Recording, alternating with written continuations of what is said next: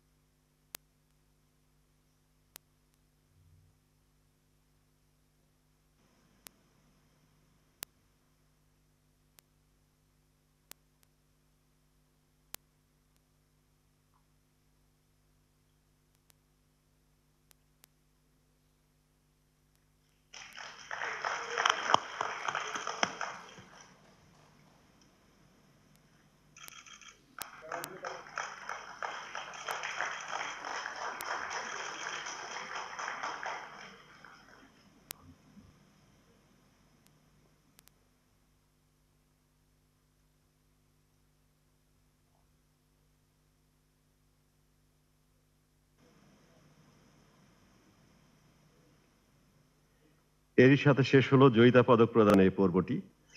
ধন্যবাদ মাননীয় প্রধানমন্ত্রী, ধন্যবাদ সবাইকে। অভিনন্দন জানাচ্ছি শ্রেষ্ঠ জয়িতা সম্মাননাপ্রাপ্ত সকল বিশিষ্টজনকে।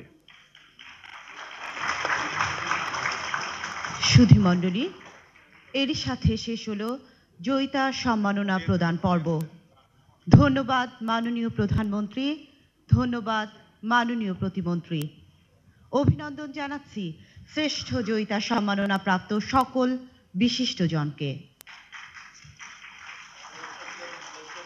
সম্মানিত সুধী, অনুষ্ঠানের এ পর্যায়ে জয়িতা সম্মাননা প্রাপ্তদের পক্ষ থেকে অনুভূতি ব্যক্ত করে বক্তব্য প্রদান করবেন অর্থনৈতিকভাবে সাফল্য অর্জনকারী জয়িতা হাসিনা বেগম নীলা।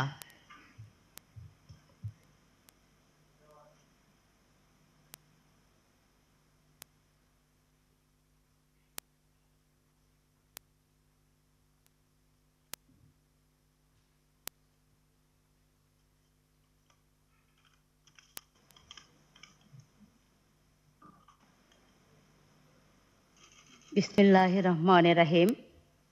আসসালামু আলাইকুম, শুভ সকাল।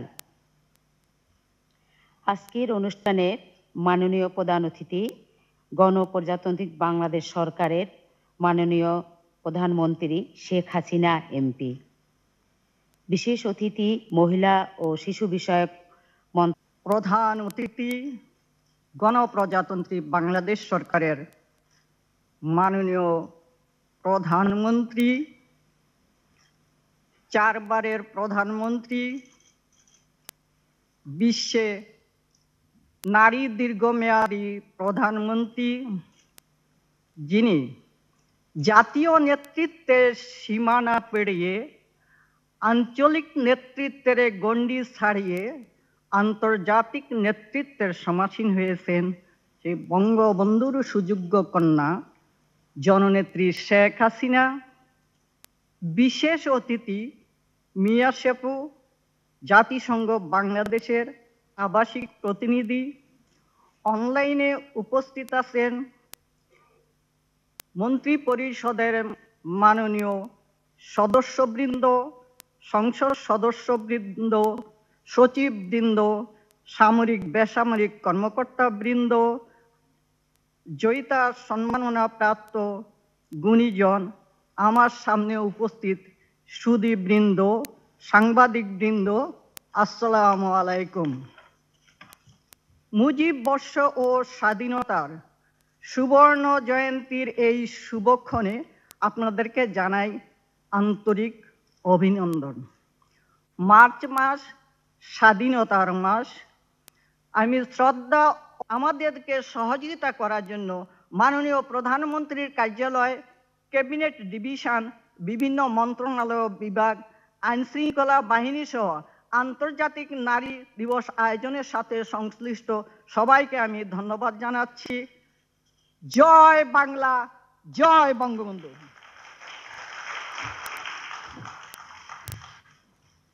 ধন্যবাদ মাননীয় প্রতিমন্ত্রী আপনার মূল্যবান বক্তব্য প্রদানের জন্য। সমবেত সুধী মণ্ডলী, আমরা উপনীত হয়েছি এ অনুষ্ঠানের সবচেয়ে গুরুত্বপূর্ণ ক্ষণে। এখন বক্তব্য প্রদান করবেন সর্বকালের সর্বশ্রেষ্ঠ বাঙালি, জাতির পিতা বঙ্গবন্ধু শেখ মুজিবুর রহমানের সুযোগ্য কন্যা, নারীর ক্ষমতায়ন ও উন্নয়নের অগ্রদূত, ডিজিটাল বাংলাদেশের রূপকার, সুখী সমৃদ্ধ সোনার বাংলাদেশ গড়ার মহতী লক্ষ্যে ইতোমধ্যে মধ্যমায়ের দেশের পর্যায়ে উত্তরণের সফল রাষ্ট্রনায়ক, যার সাহসী নেতৃত্বে দেশ এগিয়ে চলছে অপ্রতিরোধ্য গতিতে। আজকের অনুষ্ঠানের প্রধান অতিথি গণপ্রজাতন্ত্রী বাংলাদেশ সরকারের মাননীয় প্রধানমন্ত্রী শেখ হাসিনাকে তার মূল্যবান ও দিক নির্দেশনামূলক ভাষণ প্রদানের জন্য বিনীত অনুরোধ করছি। Ladies and gentlemen, we are eagerly waiting to hear from the chief guest of the program. I humbly request the daughter of father of the nation, Bangabandhu Sheikh Mujibur Rahman, pioneer of women's empowerment, architect of digital Bangladesh, poet of development, Sheikh Hasina, the Honorable Prime Minister, Government of the People's Republic of Bangladesh, to kindly deliver her precious speech on this great occasion. ধন্যবাদ। বিশ্বে যা কিছু মহান সৃষ্টি চিরকল্যাণকর, অর্ধেক তার করিয়াছে নারী, অর্ধেক তার নর। আজকে বিশ্ব আন্তর্জাতিক নারী দিবস 2021। এই অনুষ্ঠানে উপস্থিত সভাপতি, সহকর্মীবৃন্দ, জাতিসংঘের প্রতিনিধি সহ নারী সমাজের প্রতিনিধি এবং উপস্থিত সুধীমণ্ডলী, আসসালামু আলাইকুম। সবাইকে শুভেচ্ছা জানাচ্ছি। মার্চ মাস আমাদের স্বাধীনতার মাস, আর সবথেকে বেশি গুরুত্বপূর্ণ যেই মাস 7ই মার্চ, 17ই মার্চ, 26শে মার্চ, তিনটি দিনই আমাদের জন্য অত্যন্ত গুরুত্বপূর্ণ। 7ই মার্চে সেই ঐতিহাসিক ভাষণ, যে ভাষণ জাতির পিতা বঙ্গবন্ধু শেখ মুজিবুর রহমান দিয়েছেন, যা আজকে শুধু বাংলাদেশের না, আজকে বিশ্ব ঐতিহ্যে রেজিস্টারের স্থান, প্রামাণ্যদলের স্থান পেয়েছে। যে ভাষণ এ বাঙালিকে উদ্বুদ্ধ করেছিল নারী পুরুষ নির্বিশেষে সকলকে অস্ত্র তুলে নিয়ে মুক্তিযুদ্ধে অংশগ্রহণ করে বিজয় অর্জন করতে। এ মাসেই 17ই মার্চ জন্ম নিয়েছেন আমাদের জাতির পিতা বঙ্গবন্ধু শেখ মুজিবুর রহমান, যার নেতৃত্বে আমরা স্বাধীনতা পেয়েছি, যিনি আমাদের স্বাধীনতা দিয়ে গেছেন, তারই জন্ম শতবার্ষিকী আমরা উদযাপন করছি। আর আগামী 26শে মার্চ আমরা স্বাধীনতার সুবর্ণ জয়ন্তী উদযাপন করব। সেই সময় বিশ্ব নারী দিবস, এই আন্তর্জাতিক নারী দিবসে আমি সকল নারী সমাজ, শুধু বাংলাদেশ নয়, সারা বিশ্বের সকল নারী সমাজকেই আমার আন্তরিক অভিনন্দন জানাচ্ছি।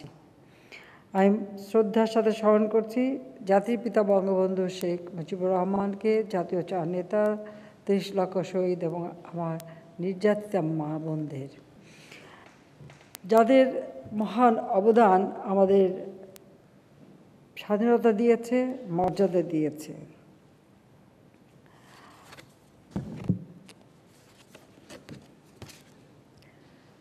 জাতির পিতা বঙ্গবন্ধু শেখ মুজিবুর রহমান সবসময় চিন্তা করতেন যে একটি সমাজ, সেই সমাজকে যদি উন্নত করতে হয়, তো সমাজে অর্ধেক যারা নারী সমাজ, তাদের উন্নতি ছাড়া একটি সমাজ উন্নত হতে পারে না, একটি সমাজ এগিয়ে যেতে পারে না।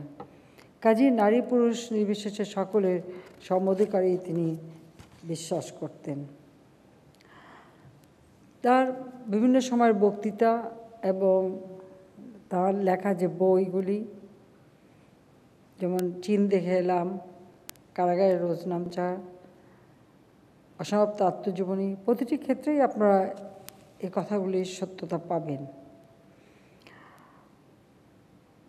আমি আপনাদের একটু বলবো যে আজকে আমি সত্যি ধন্যবাদ জানাচ্ছি আমাদের মহিলা ও শিশু মন্ত্রণালয়কে, যে জয়িতা অন্বেষণে আপনারা ঠিক সত্যিকারভাবে যারা নিজের জীবনকে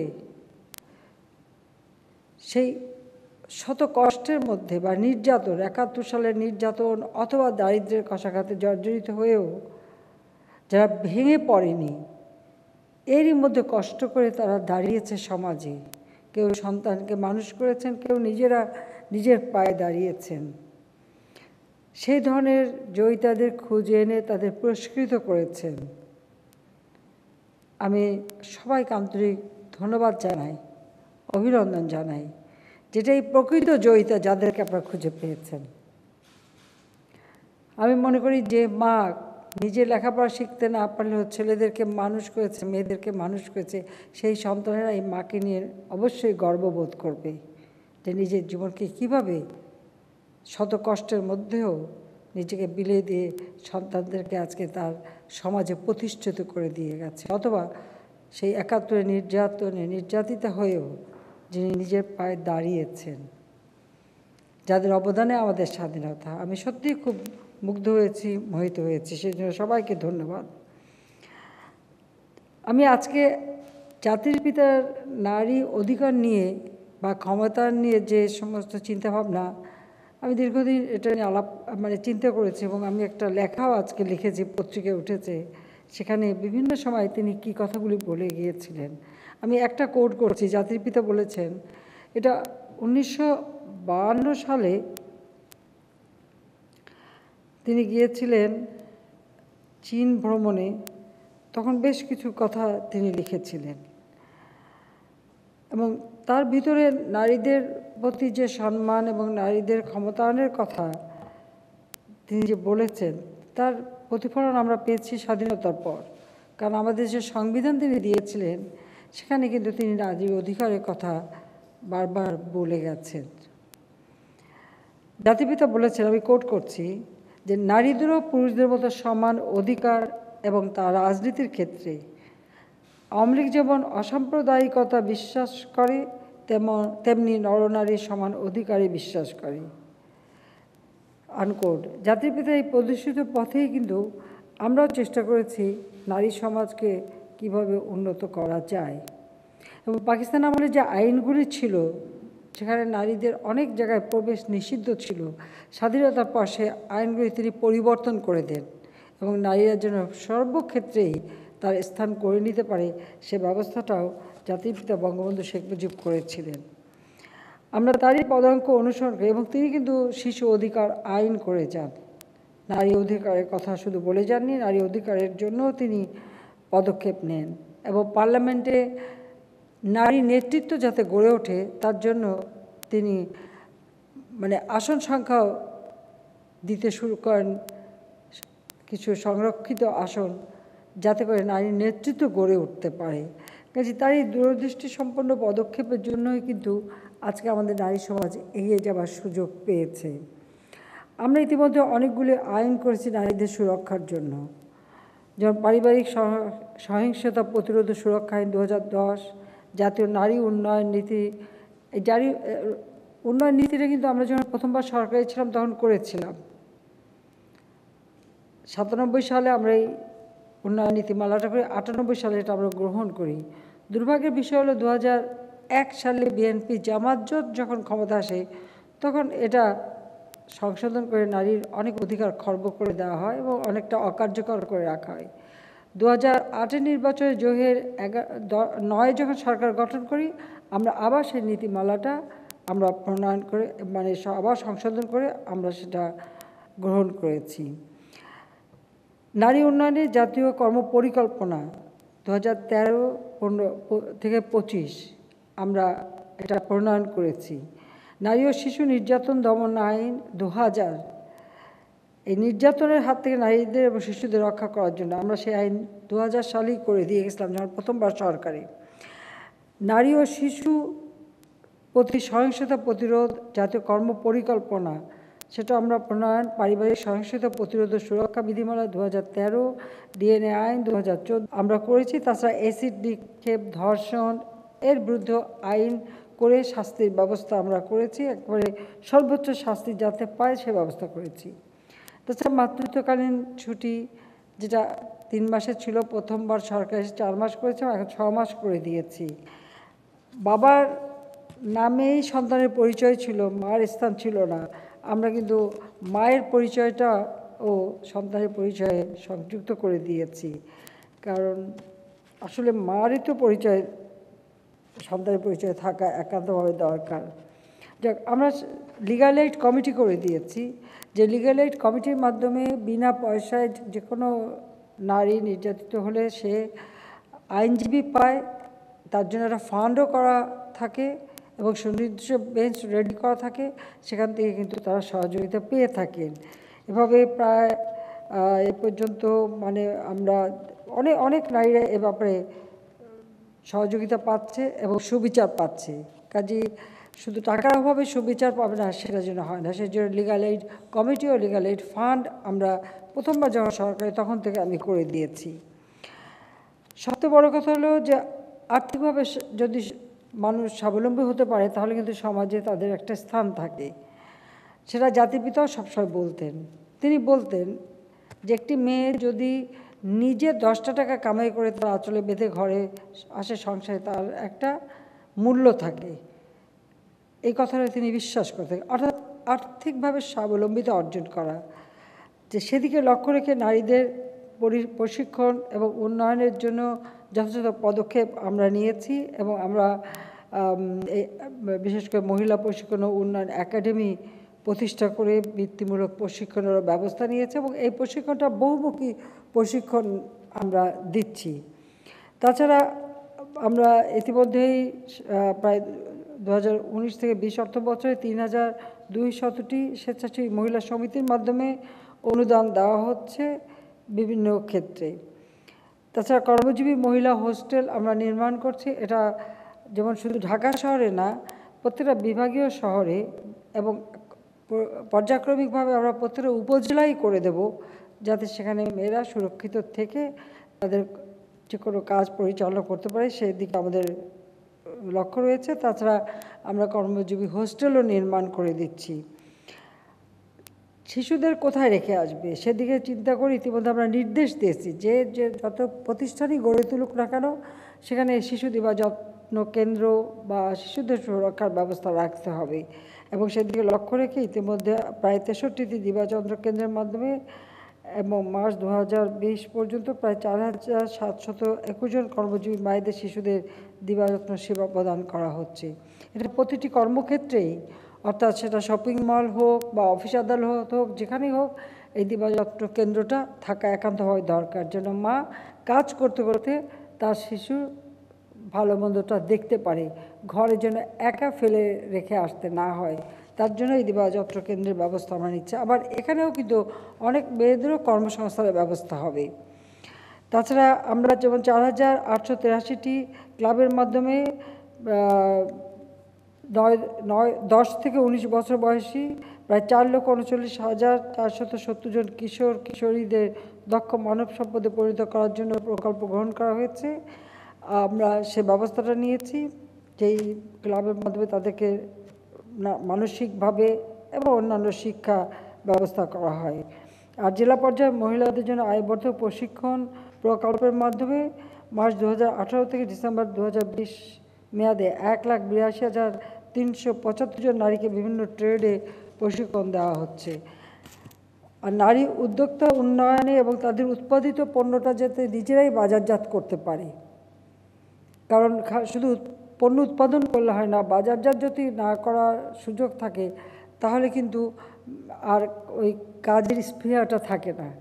সেই জন্য আমরা এই জয়িতা ফাউন্ডেশন তৈরি করেছি এবং এই জয়িতা ফাউন্ডেশনের মাধ্যমে আমাদের মেয়েরা, একেবারে গ্রামের মেয়েরা, তারা যেটা উৎপাদন করবে সেটা যেন তারা বাজারজাত করতে পারে সেই ব্যবস্থা আমরা করেছি। তাছাড়া আপনারা জানেন যে আমি আরেকটা প্রকল্প নিয়েছি, আমার বাড়ি আমার খামার। সেখানেও কিন্তু মেয়েদেরই বেশি সুযোগ দেওয়া হচ্ছে, যে সেখানে নিজের বাড়িতে সে যা উৎপাদন করবে, যার একটু জমি আছে বা একটা ডোবা খাল যা থাকুক, সেখানে সে যা উৎপাদন করতে পারবে তাকে সমিতির মাধ্যমে করে তার মাধ্যমে সহযোগিতা করা এবং সেখানে সে যদি কিছু সঞ্চয় করতে পারে, এটা পারিবারিকভাবে, তো পারিবারিকভাবে হলেও এখানে মেয়েরা বেশি সুবিধা পাচ্ছে।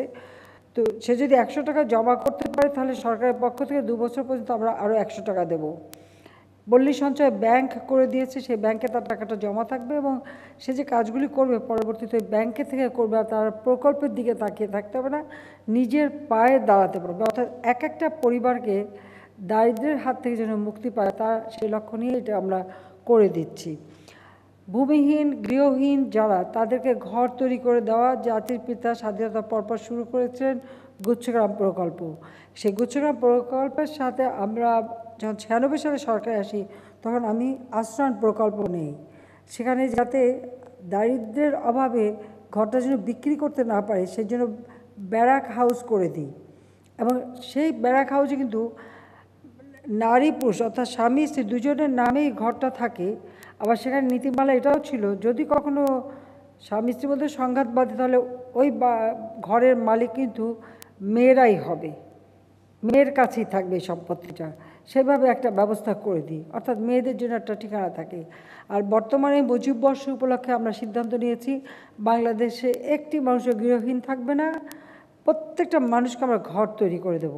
সে কারণেই কিন্তু ঘরের মালিকানা দেওয়ার সময় আমরা নারী পুরুষ দুজনের নামেই আমরা দিয়ে দিচ্ছি, যাতে মেয়েদেরকে আবার কোনো রকম মানে নির্যাতনের শিকার বা বঞ্চিত হতে না হয়, তারা যেন সুরক্ষিত থাকে সেই ব্যবস্থাটাই আমরা নিয়েছি। আমরা আমাদের দেশে এমন একটা অবস্থা ছিল, আমি 96 সালে সরকার এসে দেখেছিলাম জুডিশিয়ারি উচ্চ আদালতে কোনো নারী বিচারক ছিল না, সচিব ছিল না, বা আসলে কোনো জায়গায় নারীদের কোনো সুবিধাই ছিল না। ধীরে ধীরে আমরা কিন্তু সেই ব্যবস্থাটা নিই। এটাও কিন্তু সৃষ্টি করেছেন জাতির পিতা বঙ্গবন্ধু শেখ মুজিব। পাকিস্তান আমলে আইন ছিল জুডিশিয়াল সার্ভিসে কোনো মেয়ে পরীক্ষাও দিতে পারবে না আর সেখানে চাকরিও পাবে না। স্বাধীনতার পর তিনি সেই আইনটা পরিবর্তন করে দেন, যার ফলে মেয়েরা সুযোগ পায়, কিন্তু উচ্চ আদালত পর্যন্ত কোনো মেয়ে উঠতে পারেনি। 96 সালে আমরা সরকারে এসেই সেই সুযোগটা সৃষ্টি করে দিই। আজকে একবারে মানে হাইকোর্ট, অ্যাপিলেট ডিভিশন সব জায়গায় মেয়েদের একটা স্থান তারা পেয়েছে। বাংলাদেশে বিশ্ববিদ্যালয়ের ভিসি থেকে শুরু করে আমাদের সেনাবাহিনী, নৌবাহিনী, বিমান বাহিনী, বর্ডার গার্ড, র্যাব সব জায়গায় কিন্তু মেয়েরা এখন স্থান পাচ্ছে। অনেক জায়গায় পূর্বে ছিল না, শুধু পুলিশ বাহিনীতে জাতিপিতা বঙ্গবন্ধু শেখ মুজিব নারী অফিসার শুরু করেছিলেন, এছাড়া আর কোথাও মেয়েদের জায়গা ছিল না।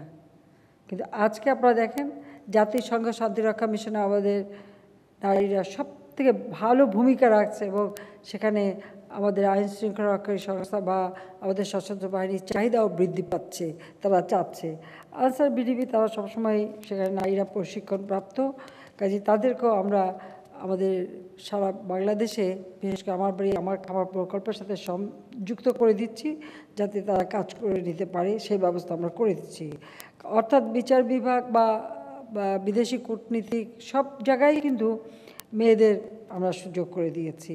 বিশ্ববিদ্যালয়ের ভিসি পদও তারা পাচ্ছে। আমরা স্থানীয় সরকার আইন যখন করি সেখানে 1/3 মহিলা যাতে নেতৃত্বে থাকতে পারে সেই ব্যবস্থাটাও আমরা করে দিয়েছি। অর্থাৎ প্রত্যেকটা উপজেলা পরিষদে অন্তত একজন, দুইজন বা ভাইস প্রেসিডেন্ট থাকলে একজন সেখানে মহিলা থাকবে। আর যে প্রকল্প বা যে কমিটি হবে সেখানেও কিন্তু মেয়েদের নেতৃত্ব থাকবে, সেটা আমরা করে দিয়েছি। ইউনিয়ন, উপজেলা, পৌরসভা সব জায়গায় নারীদের সংরক্ষিত আসন রাখা আছে, কাজেই তারা সেখানেও একটা ভূমিকা রাখতে পারে সার্বিক উন্নয়নের ক্ষেত্রে। নির্বাচন কমিশনেও অথবা বাংলাদেশ ব্যাংকের গভর্নর, ডেপুটি গভর্নরের পদ, অথবা আজকে আমাদের আমরা জানি যে মানবাধিকার কমিশনের চেয়ারম্যান, সব জায়গায় কিন্তু আজকে নারীদের পদায়ন করে দেওয়া হচ্ছে। প্রত্যেকটা ক্ষেত্রেই মেয়েরা সুযোগ পাচ্ছে। তাছাড়া আমাদের খেলাধুলা অথবা মানে এভারেস্ট বিজয় থেকে শুরু করে সর্বক্ষেত্রেই নারীদের বিচরণ আছে, সব জায়গায় নারীরা সুযোগ পাচ্ছে। বাংলাদেশে এমন একটা সময় ছিল যে খেলাধুলার ক্ষেত্রে মেয়েরা কিন্তু করতে পারতো, এটা হয়তো শুনলে এখন অবাক হয়ে যাবেন। 96 সালে আমরা যখন ফুটবল প্রতিযোগিতা করাতে যাই তখন রাজশাহী জেলায় যখন আমরা নাম দিয়েছিলাম প্রমিলা ফুটবল দল, রাজশাহীতে যখন এই প্রমিলা ফুটবলের খেলা হবার কথা, প্রচণ্ড বাধার মুখে সেই খেলা কিন্তু হতে পারেনি। বর্তমানে কিন্তু আর সেই অবস্থাটা নাই। তারপরে একটু চিন্তা করে দেখেন যে মাত্র কত বছর আগে বাংলাদেশের অবস্থাটা কোথায় ছিল, আর এখন নারীদের সব জায়গায় একটা সুযোগ রয়েছে। অর্থাৎ আওয়ামী লীগ সরকার আসার পরে থেকেই কিন্তু নারীদের এই সুযোগটা আমরা সৃষ্টি করে দিয়েছি, যেটা জাতির পিতা বঙ্গবন্ধু শেখ মুজিবুর রহমানেরই চিন্তার ফসল বলে আমি বিশ্বাস করি। কাজে আমি নারীদের একটা কথা বলবো যে নারীদের অধিকার দাও, নারীদের অধিকার দাও বলে যে শুধু চিৎকার করা আর বলা আর বক্তৃতা দেওয়া, এতে কিন্তু অধিকার আসে না। অধিকারটা আদায় করে নিতে হবে, আদায় করবার মতো যোগ্যতা অর্জন করতে হবে। আর সেই যোগ্যতা আসবে শিক্ষা দীক্ষা প্রশিক্ষণের মাধ্যমে। জাতিপিতা স্বাধীনতার পর আমাদের এই দেশে নারী শিক্ষা অবৈতনিক করে দিয়েছিলেন, কারণ তিনি জানতেন যে অনেক সময় অনেকে মেয়েদের জন্য শিক্ষার জন্য পয়সা খরচ করতে চাবে না, সেই জন্য নারী শিক্ষা বাধ্যতামূলক এবং অবৈতনিক করে দেন। প্রাথমিক শিক্ষা সম্পূর্ণ অবৈতনিক, মেয়েদের শিক্ষা। আর আমরা এখন একেবারে উচ্চ শিক্ষা পর্যন্ত বৃত্তি দিচ্ছি এবং প্রধানমন্ত্রী শিক্ষা সহায়তা ট্রাস্ট ফান্ড করেছি, সেখানে প্রায় 175% মেয়েরা পেত, এখন প্রায় 70% মেয়েরাই বৃত্তিটা উচ্চ শিক্ষার জন্য পেয়ে থাকে। আর তাছাড়া আমরা যে বৃত্তি এবং উপবৃত্তি দিচ্ছি, আমরা প্রায় 2,5 লক্ষ ছেলে মেয়েদেরকে আমরা বৃত্তি দিয়ে থাকি, আরও বেশি। তো সেখানে মেয়েদের অংশটাই বেশি বলতে হবে, মেয়েদেরকে আমরা দেই। কারণ সমাজকে যদি আমরা গড়ে তুলতে হয়, তো শিক্ষার ক্ষেত্রেও নারী পুরুষ নির্বিশেষে সকলকে শিক্ষা দিতে হবে। আর প্রশিক্ষণের ক্ষেত্রেও আমরা বলছি যে প্রতিটি প্রশিক্ষণ কেন্দ্রে নারী পুরুষ নির্বিশেষে তারা প্রশিক্ষণ নিতে পারে, যাতে যে কোনো কাজে যেন মেয়েরা নিজেদের যোগ্যতা দেখাতে পারে এবং তারা কাজ করতে পারে। আমি 96 সালে এসেছি, একটা মেয়ে কোনোদিন ডিসির পদ পায়নি, এসপির পদ পায়নি, বা ইউনিয়ন মানে উপজেলায় অথবা ইউনিয়নে কোনো ইউএনও বা তখন টিওনও বলা হতো, বা উপজেলা কোথাও মেয়েদের কোনো স্থান ছিল না। এখন সব জায়গা আছে, এসপি, ডিসি, ইউএনও, ওসি থেকে শুরু করে সর্বক্ষেত্রেই মেয়েদের অবস্থানটা নিশ্চিত করা হয়েছে। একটি সমাজের অর্ধেক যদি মানে অকেজো থাকে, তো সেই সমাজটা তো খুঁড়িয়ে খুঁড়িয়ে চলবে। আর পার্লামেন্টের কথা নাই বললাম, বর্তমানে বাংলাদেশে একটা আপনারা জানেন যে speaker, leader of the house, leader of the opposition, deputy leader সবই মহিলারাই আছে, সেটা আমরা স্থান করে নিয়েছি। কাজেই আমি মনে করি যে এটাই আমাদের সব থেকে বড় অর্জন বাংলাদেশে, যে আগে যেমন একটা মানে ধর্মের নাম নিয়ে বা সামাজিকতার কথা বলে মেয়েদেরকে যে ঘরে বন্ধ করে রাখার একটা প্রচেষ্টা ছিল, সেই অচল আয়তন ভেদ করে মেয়েরা এগিয়ে যাচ্ছে। আমি জাতির পিতার আমার দেখা নয়াচিন বই থেকে একটু কোট করে শোনাচ্ছি। এটা ছিল 52 সালে। তখন জাতির পিতা বঙ্গবন্ধু শেখ মুজিবের বয়সই বা কত ছিল? কত 32 বছর। তো সেই বয়সের একজন, তিনি রাজনীতিবিদ, কেবল জেল খেটে বেরিয়েছেন ভাষা আন্দোলন করে। তখন তিনি নয়াচিনে শান্তি মিশনে গেলেন। দেশ ভ্রমণ করতে গেলে মানুষ অনেক কিছুই দেখে, কিন্তু তিনি সেখানে কৃষক, শ্রমিক, নারী সমাজ, একটা রিক্সাওয়ালা থেকে শুরু করে প্রতিটি মানুষের জীবন মান সব কিছু পর্যবেক্ষণ করেছিলেন। তার এই বইটি যদি আপনারা পড়েন, সেখানে অনেক কিছু পাবেন যে মেয়েদের সমস্ত অবস্থাটা কি এবং তিনি কি বলেছেন। যাক, আমি শুধু এইটুকু একটা ছোট্ট উদাহরণ এখানে দিচ্ছি, একটু কোট করছি। জাতিপিতা বঙ্গবন্ধু শেখ মুজিব তার আমার দেখা নয়াচিন গ্রন্থে উল্লেখ করেছেন, কোড, নয়াচিনের মেয়েরা আজকাল জমিতে, ফ্যাক্টরিতে, কলকারখানাতে, সৈন্যবাহিনীতে দলে দলে যোগদান করছে। তাদের সংখ্যা স্থানে স্থানে শতকরা 40 জনের উপরে, আনকোড। এই যে তার যে চিন্তা, সেই সাথে সাথে তিনি আবার আরেক জায়গায় বলেছেন, ইসলামিক ইতিহাস পড়লে জানা যায় যে মুসলমান মেয়েরা পুরুষদের সাথে যুদ্ধক্ষেত্রে যেত, অস্ত্র এগিয়ে দিত, আহতদের সেবা শুশ্রূষা করত। হজরত রসুল্লাহ করিম সাল্লাল্লাহু আলাইহি সাল্লামের স্ত্রী হজরত আয়েশা সিদ্দিকা নিজে বক্তৃতা করতেন, দুনিয়ায় ইসলামী নারীর অধিকার দিয়েছে, আনকোড। এটা কিন্তু জাতির পিতা তখনই বলে গেছেন। কাজে ইসলাম ধর্ম প্রথম গ্রহণ করে একজন নারী, বিবি খাদিজা। কাজে আমি বলবো যে আমাদের দেশটা আজ এগিয়ে যাচ্ছে, এগিয়ে যাবে। কাজে আমি এটুকু বলবো যে আজকে আমরা স্বাধীনতা অর্জন করেছি। আমার বাবা সারা জীবন সংগ্রাম করেছেন, দিনের পর দিন তিনি কারাগারে ছিলেন, কিন্তু আমার মাকে দেখেছি তার পাশে থেকে কিভাবে সহযোগিতা করেছেন। শুধু তাই না, তার নিজের জীবনের কোনো চাওয়া পাওয়া ছিল না। একজন নারী হিসেবে স্বামীর কাছে যে কোনো দাবি সেটাও ছিল না, বরং সম্পূর্ণ সংসারের দায়িত্ব আমার মা নিজের কাঁধে তুলে নিয়েছিলেন। আমাদেরকে, অর্থাৎ তার ছেলেমেয়েকে মানুষ করা থেকে শুরু করে, যখন বঙ্গবন্ধু শেখ মুজিব জেলে থাকতেন, নিজে বাংলাদেশ আওয়ামী লীগ, ছাত্রলীগ থেকে শুরু করে সমস্ত দলের কার্যক্রম দেখা, আন্দোলন সংগ্রামগুলি গড়ে তোলা, সব কিছু কিন্তু তিনি করতেন। পর্দার আড়ালে থেকে তিনি করেছেন, কখনো তিনি কোনো প্রচার চাননি। কিন্তু আজকে আমরা যে স্বাধীনতা অর্জন করেছি তার পিছনে আমার মা বেগম ফজিলাতুন্নেসা মুজিবের অনেক অবদান রয়েছে, এবং অনেক সময় অনেক সিদ্ধান্ত তিনি দিয়েছিলেন যা আমাদের স্বাধীনতা অর্জনকে ত্বরান্বিত করেছিল। এবং আমার বাবাকে দেখেছি যে তিনি কিন্তু যথেষ্ট সম্মান দিতেন এবং গুরুত্ব দিতেন আমার মায়ের মতামতকেই।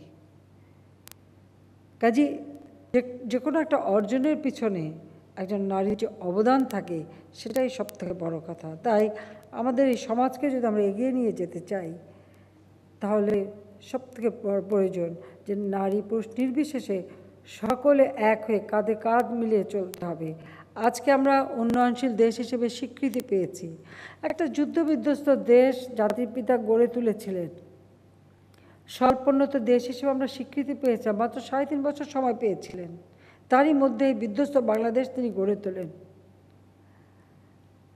এরপর 75-এর 15ই আগস্ট কি নির্মম ঘটনা সেই দিন ঘটল।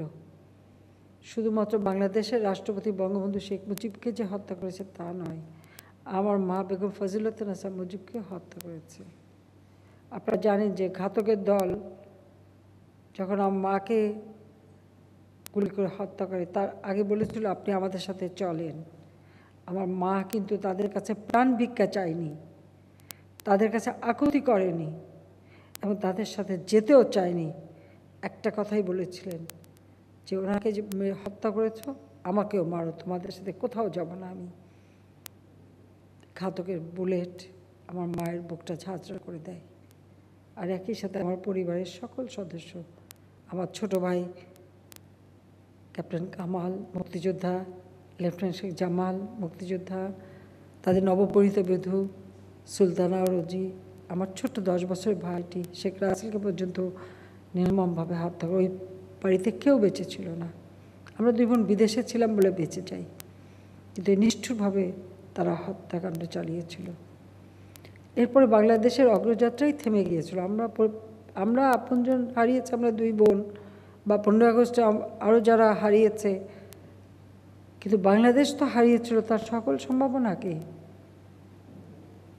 21 বছর পর যখন আওয়ামী লীগ সরকার আসে, তখনই এদেশের নারী উন্নয়ন ঘটে, নারী মুক্তি ঘটে, বাংলাদেশের অগ্রযাত্রা শুরু হয়। আজকে বাংলাদেশ আমরা উন্নয়নশীল দেশ হিসেবে স্বীকৃতি পেয়েছি। আমি জাতিসংঘকে ধন্যবাদ জানাই, জাতিসংঘের মহাসচিবকে বিশেষ করে আমি আমার আন্তরিক ধন্যবাদ জানাচ্ছি যে তিনি নিজে এটা ঘোষণা দিয়েছেন যে বাংলাদেশ এখন উন্নয়নশীল দেশ, মধ্যমায়ের দেশ। আমাদের এই অগ্রযাত্রা অব্যাহত থাকবে, কারণ আমরা নারী পুরুষ নির্বিশেষে সকলে মিলে, ধর্ম বর্ণ সকলে মিলে আমরা আমাদের প্রিয় মাতৃভূমি, লাখো শহীদের রক্তের বিনিময়ে অর্জিত এই মাতৃভূমিকে আমরা এগিয়ে নিয়ে যাব।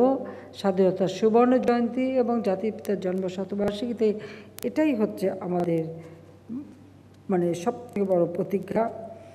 আমি এটুকু বলবো যে আজকে আন্তর্জাতিক নারী দিবস, সেই নারী দিবসে আমি শেষ করছি এই বলে যে বেগম রোকেয়া যিনি আমাদের পথ দেখিয়েছেন, মুসলমান মেয়েদের শিক্ষার কোনো সুযোগ ছিল না, কিন্তু বেগম রোকেয়াই সেই পথে আমাদেরকে নিয়ে যান। তিনি বলেছিলেন নারী জাগরণ সম্পর্কে তিনি যথেষ্ট সচেতন ছিলেন এবং তিনি সেই নারী তার একটা উক্তি দিয়ে আমি শেষ করতে চাই, যেটা আজও আমাদের কাছে এখনও গ্রহণযোগ্য। বেগম রোকেয়ার উক্তি কোড, মেয়েদের এমন শিক্ষায় শিক্ষিত করিয়া তুলিতে হইবে যাহাতে তাহারা ভবিষ্যৎ জীবনে আদর্শ গৃহিণী, আদর্শ জননী এবং আদর্শ নারী রূপে পরিচিত হইতে পারে। আনকোট। মেয়েরাই পারে একমাত্র আদর্শ গৃহিণীও হতে পারে, জননীও হতে পারে, আদর্শ নারী রূপে হতে পারে। আজকে জয়িতা পুরস্কার যারা পেয়েছে তারা সকলেই কিন্তু একজন আদর্শ গৃহিণী, আদর্শ জননী এবং আদর্শ নারী হিসেবেই নিজেদেরকে প্রতিষ্ঠিত করেছেন। এরাই আমাদের পথ প্রদর্শন করবে এবং জাতির পিতা আমাদের সেই সুযোগ করে দিয়ে গেছেন। কাজে জাতির পিতার প্রতি শ্রদ্ধা জানিয়ে আমি আমার বক্তব্য শেষ করছি। আপনাদের এই নারী দিবস, আন্তর্জাতিক নারী দিবস সফল হোক। জয় বাংলা, জয় বঙ্গবন্ধু, বাংলাদেশ চিরজীবী হোক। মাননীয় প্রধানমন্ত্রী, আপনার মূল্যবান ও দিক নির্দেশনামূলক ভাষণের জন্য আপনাকে আন্তরিক ধন্যবাদ ও কৃতজ্ঞতা জানাচ্ছি। সুধীমণ্ডলী, এরই সাথে আমরা আমাদের আজকের অনুষ্ঠানের শেষ প্রান্তে উপনীত হয়েছি। আজকের অনুষ্ঠানের সমাপনী ঘোষণার জন্য মাননীয় প্রধানমন্ত্রীর সদয় অনুমতি প্রার্থনা